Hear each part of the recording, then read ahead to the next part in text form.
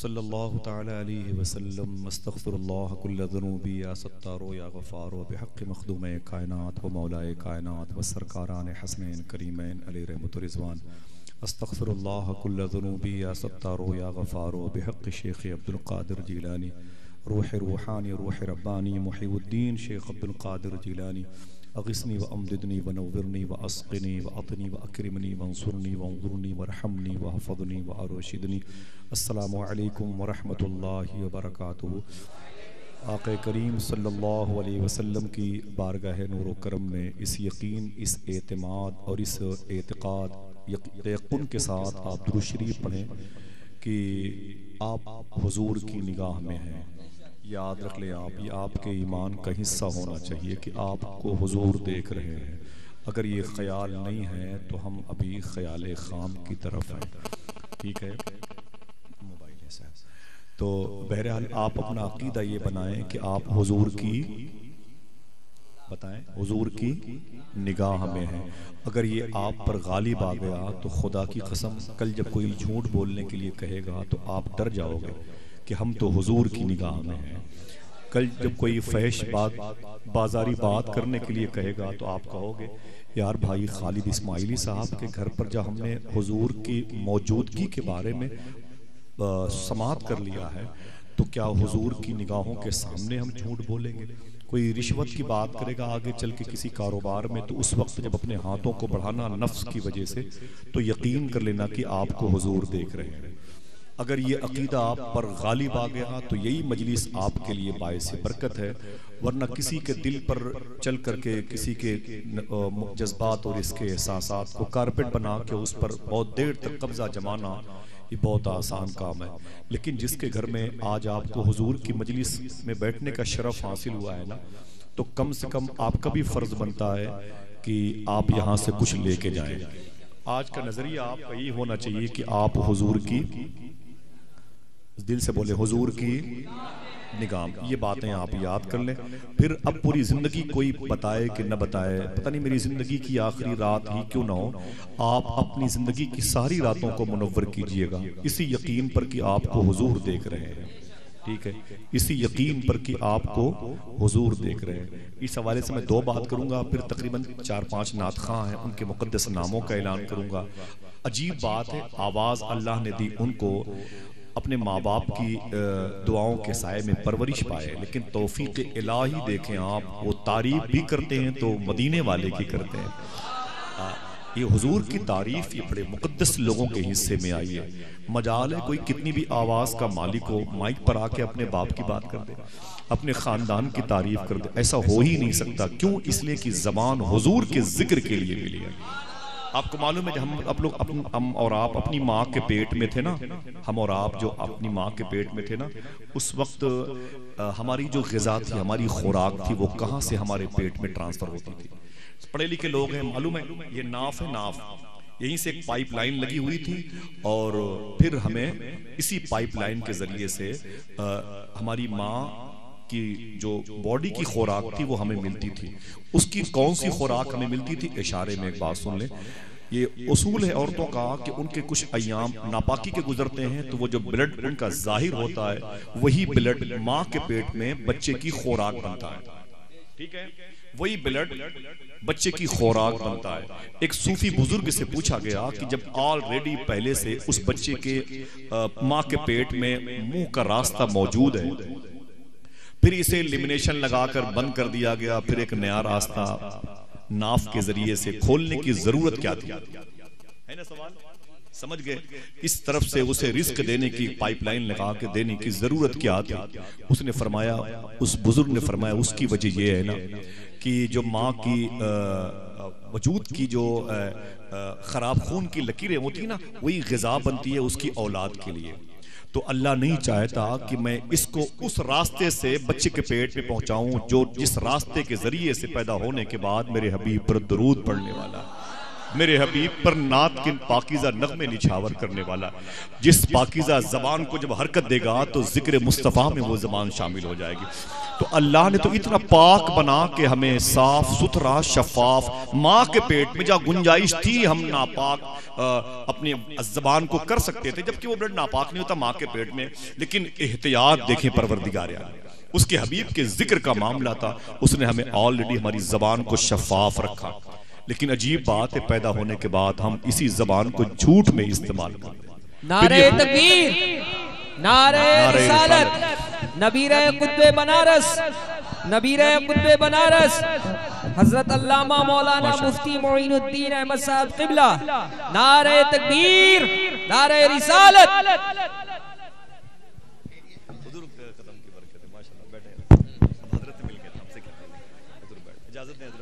अभी माइक पर मैं आया, सलाम कर रहा था। सुभान अल्लाह, अल्हम्दुलिल्लाह रब्बिल आलमीन, सुभान अल्लाह। देखिए आप बनारस शहर की जो शान है, दुआ करें अल्लाह इन बुजुर्ग बरतर शख्सियात का साया दराज फरमाए। आराम से तवज्जो रखें आप, वो यकीन आपका ईमान में तब्दील होना चाहिए कि आप हुजूर की निगाह में हैं। एक गुफ्तगू ही है मेरी, हमें ये नहीं पता कि हुजूर कहाँ हैं, हुजूर को पता है कि हम कहाँ। एक गुफ्तगू है, एक टॉपिक है लंबा। बहरहाल मैंने अभी आपको शायद पता नहीं याद है सलाम किया कि नहीं, कि बात तो हुजूर की मौजूदगी की हो रही है। एक अजीम बुजुर्ग फरमाते हैं, भाई तवज्जो रखें बेटा, एक अजीम बुजुर्ग फरमाते हैं कि हुजूर के जिक्र का कमाल यह है, देखना है कितने लोग हैं जिनके चेहरे खिलते हैं इस जुमले से। वो फरमाते हैं कि हुजूर के जिक्र का कमाल यह है कि ये हुजूर की मौजूदगी ही में होता है। नहीं समझे आप? फिर से मैं रिवर्स करता हूं। वो फरमाते हैं कि हुजूर के जिक्र का कमाल यह है कि ये हुजूर की मौजूदगी में होता है। समझ गया? जब भी हुजूर की बातें होंगी तो फिर हुजूर ही के सामने होंगे। ये मामूली इनाम है, मामूली इनाम है, हमारी रूह को तस्कीन का सामान फराहम करने वाली ज़ात।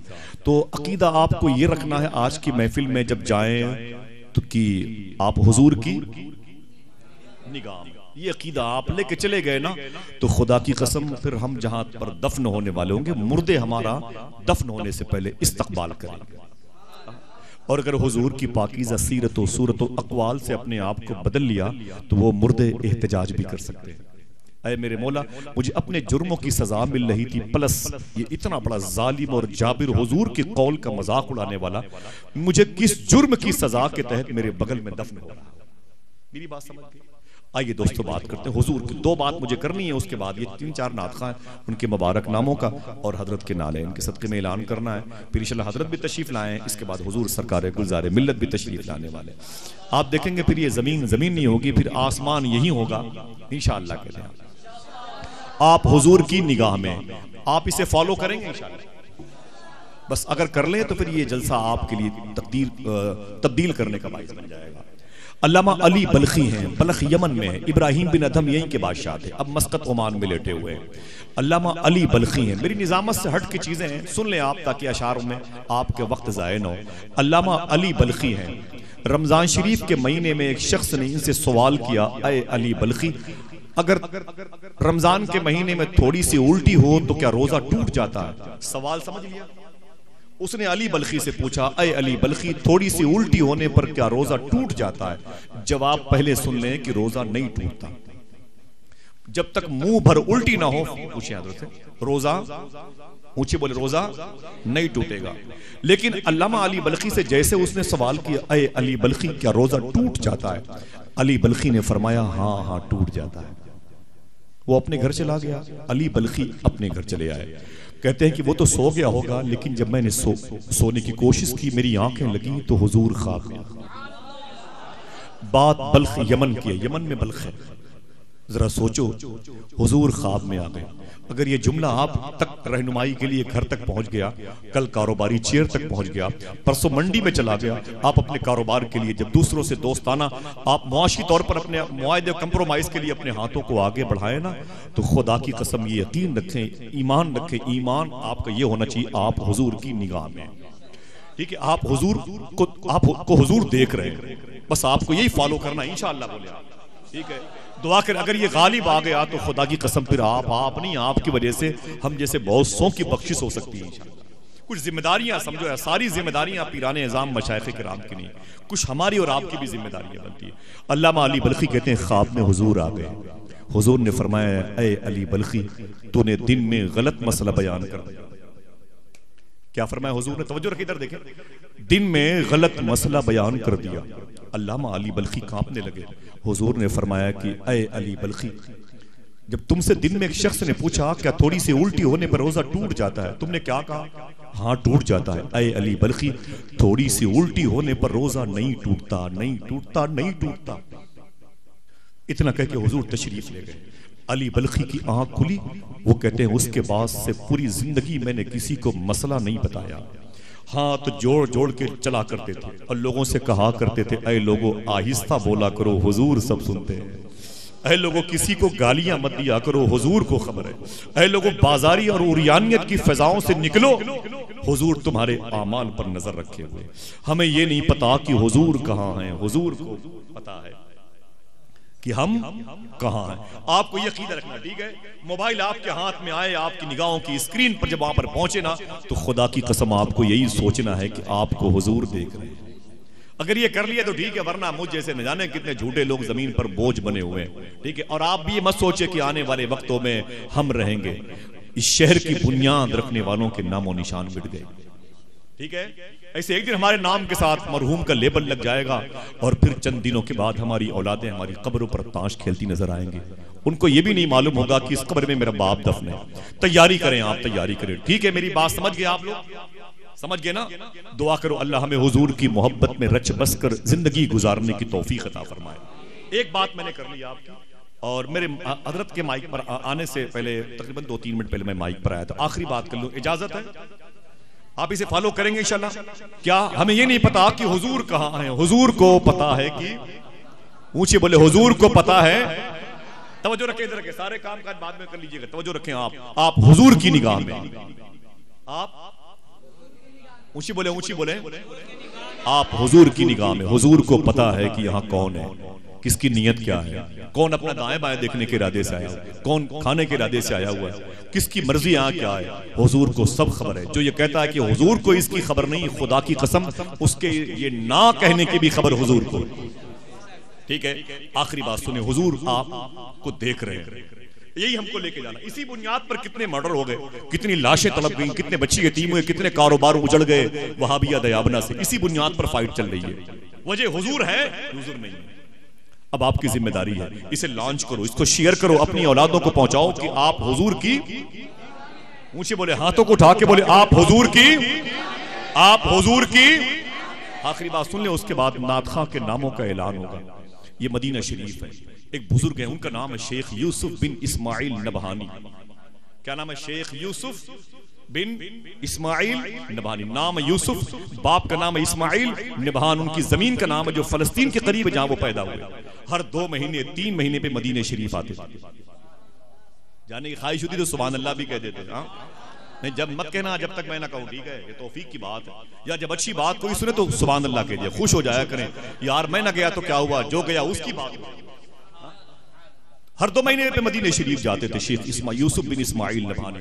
इतने मुअद्दब हुजूर के दरबार के इतने मुअद्दब आशिक थे, कभी बाबुल बकी से, बाबुल निसा से, बाबे जिब्राइल से हुजूर की मज़ार शरीफ पे नहीं गए। बाबू सलाम से आए, नमाज पढ़ी, बाहर चले गए, नमाज पढ़ी, बाहर चले गए, नमाज पढ़ी, बाहर चले गए। और जब मदीने जाते ना, जहां से भी हुजूर का रोजा नजर आता, यूं खड़े हो जाते, घंटों घंटों रोते रहते और हुजूर के रोजे के सामने, गुम्बद के सामने सलाम पढ़ते रहते, रोते रहते घंटों घंटों। एक मतलब उनके खादिम ने कहा कि हुजूर अंदर क्यों नहीं जाते? हुजूर की मवाजा शरीफ पर, चेहरे शरीफ के सामने, कदमैन शरीफ के सामने, पुश्ते मुबारक असाब सुफ़ा के चबूतरे की तरफ क्यों नहीं जाते? रो के बोले, कुत्ते का काम है घर से बाहर रहा करे, घर के अंदर तो घर का मालिक रहा करता है। कैसे मुअद्दब लोग थे। सुने, बस यही बात सुनना है कि आप हुजूर की निगाह में। ये बात मैंने कहीं सुनी नहीं है, कहीं किसी मुकर्रिर और किसी नाजिम से, मेरी अपनी सोच है। मैं